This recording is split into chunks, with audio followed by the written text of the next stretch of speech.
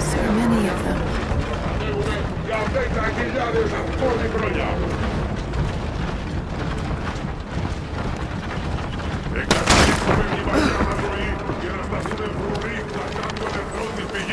Μέχρι να σβήσει ο ήλιος! Μέσα τα πήγαμε σε όπλα!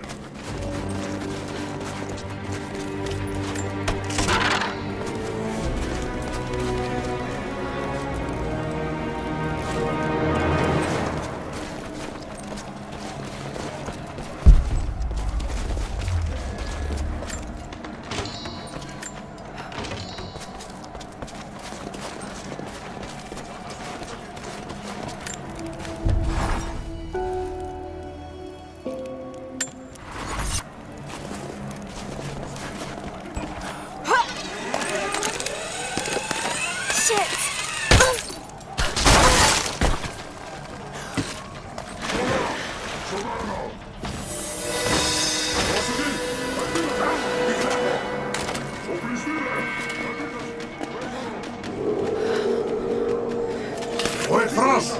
Εδώ!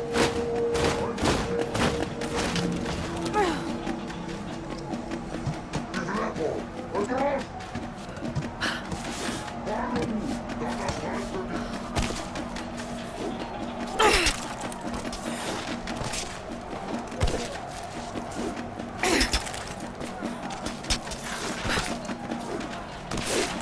Εκεί! Τι έχω!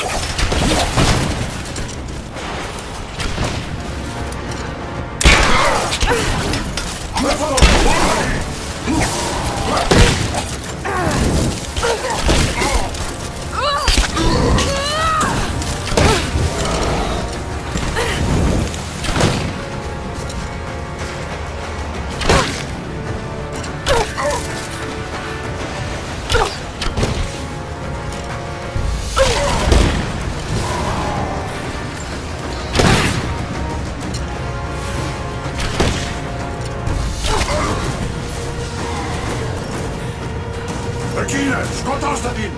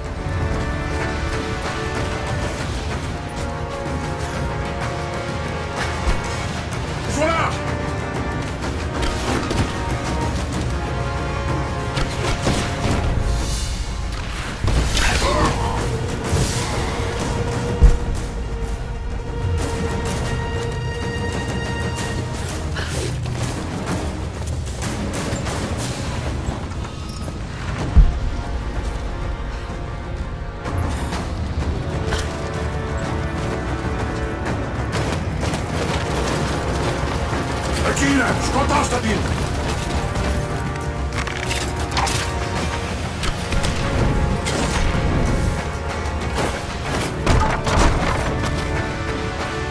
Высунул!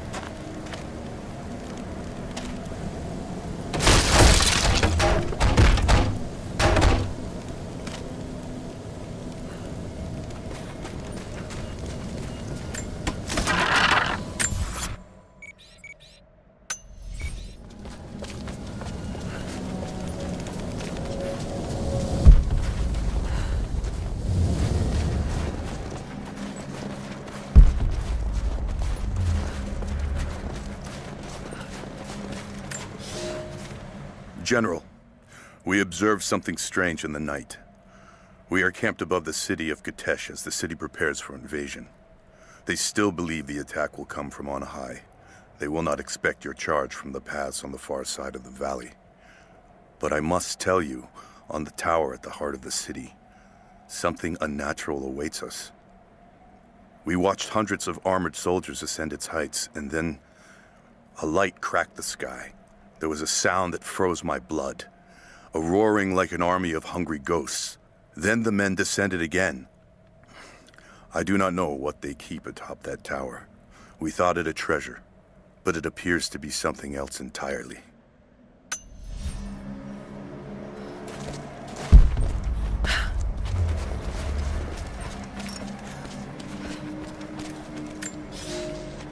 We have sealed the doors and barred them from entry.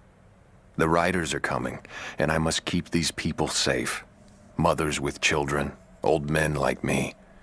Those that cannot fight.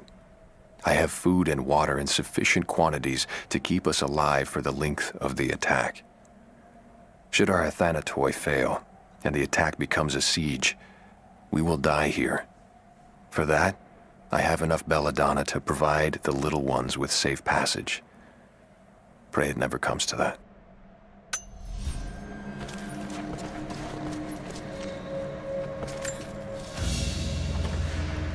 This is, particularly odd. Has elements of Scythian design, but it looks like a... No, not possible.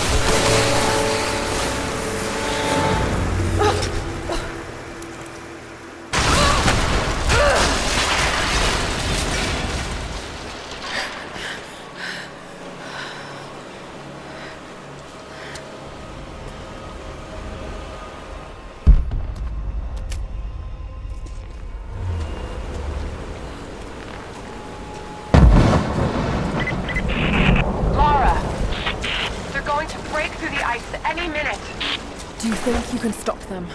The best we can do is buy you some time. I'll see you on the other side.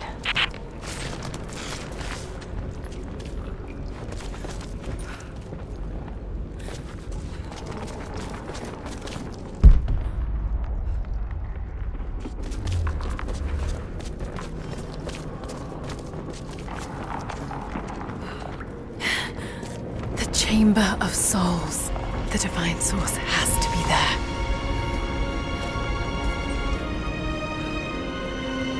Looks like the way into the city center is through that gate.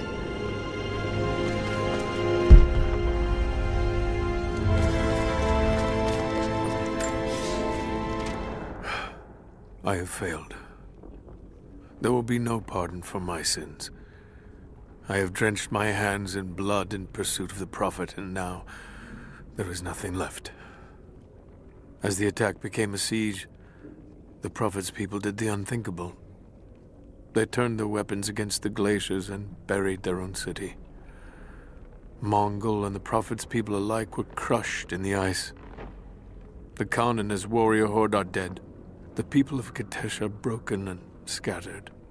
I alone survive in the frozen heart of the city, and my only companions are the deathless army of the Prophet, their eyes aflame with unholy light. Even now, they hunt the ruins for survivors.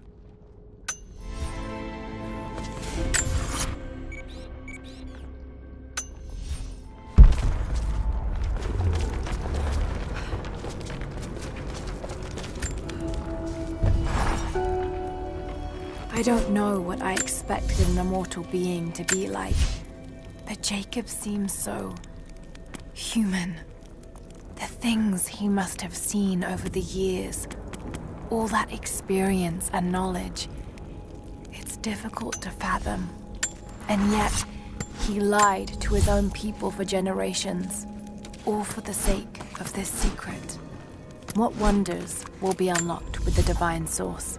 Will humans finally understand the true nature of the soul? Or will it unlock some extraordinary new scientific discovery? One thing is certain. It's too important to allow Trinity to control.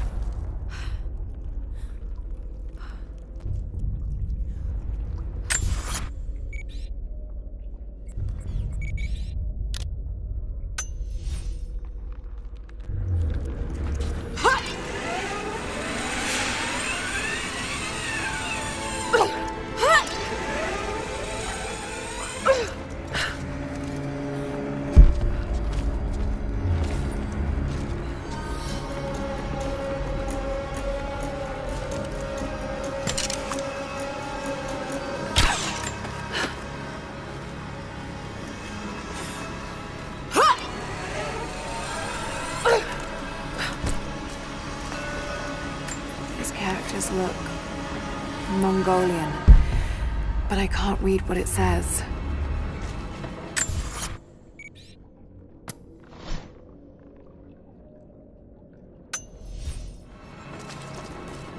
The Deathless are patrolling the streets.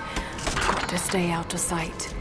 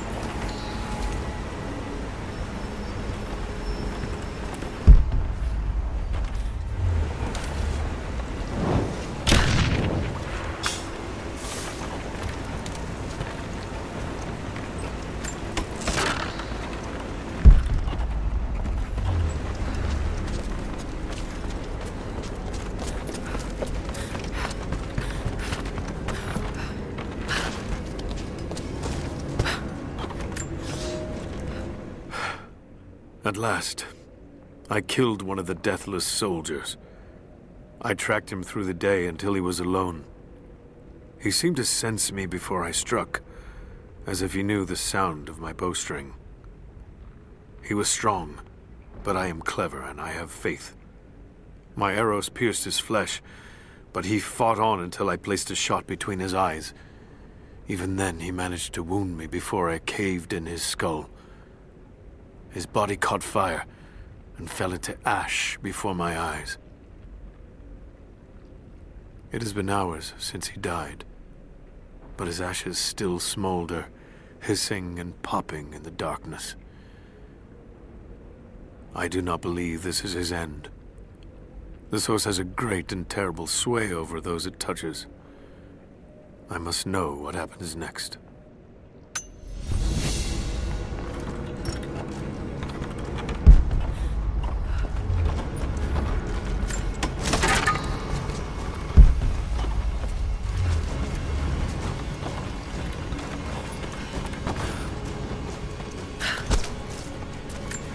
To be sure, Mongolian grammar is tricky, but it reads like directions.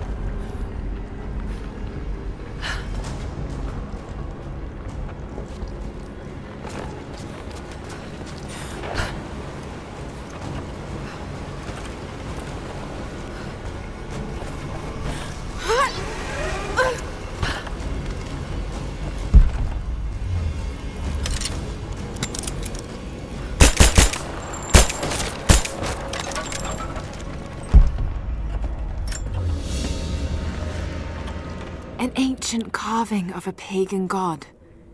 Perhaps a fertility idol. It's thousands of years old.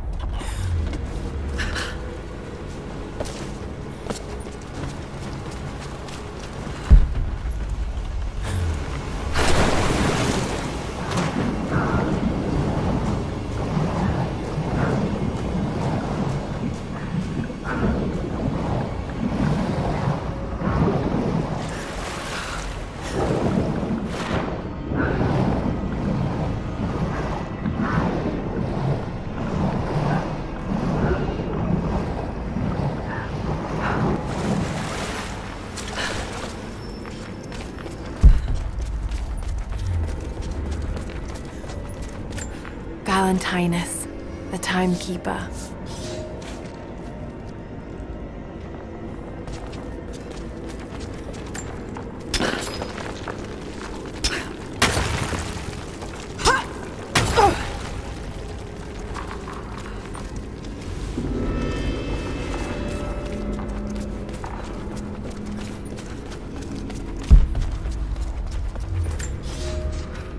After the city was built, the first generation of followers stared out upon it. One among them, a man named Valentinus, has spent his whole life devoted to the study of time and its passage. The prophet sought him out in the crowd and asked him what he thought of the city. Valentinus said he felt it was a blessed place, that time would move slowly there, and that Kitezh would last for generations untold. The prophet smiled, for he knew that he had made a home where his people might be safe.